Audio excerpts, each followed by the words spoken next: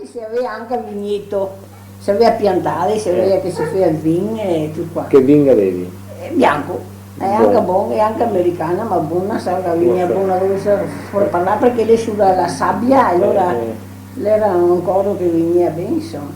Quanta terra che avevi ora di grava, Vagli? Anche se ne aveva 2 campi di terra.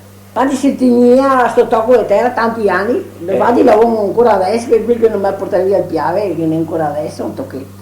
Mi porta via uno del Longarone là che vedo il piave fuori. Se era pronti per andare a vendere la uva, insomma.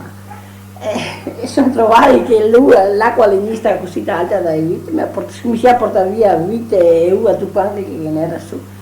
E sono stati che dei 3 campi di terra che si aveva, sono stati con campo neanche.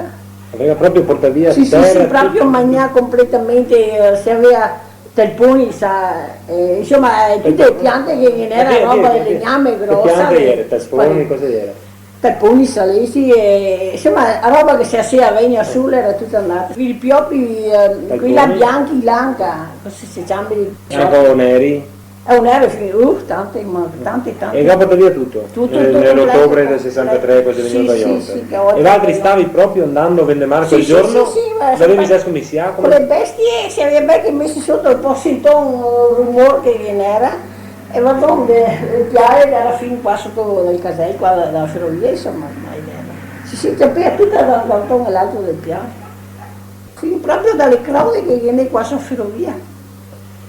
E ora praticamente a non avevi potuto tirarla su da volta? Dopo, quel che restava poca roba. Era piena di paltane, credo, l'acqua si vede di sabbia, sporco a tutte le menalizie che venivano del piave che venivano dopo. Avevi risato a casa tutte le vacche e tutto? Sì, quel carro? Sì, aveva tutto pronto per il carro con la botte in cima. Era di mattina? Era? Sì, la mattina presto. Sì, aveva un bel vigneto, insomma, sono state 8-10 piantate, bei tocchi come qua e via la strada, era. Sì, ma sono stati netti.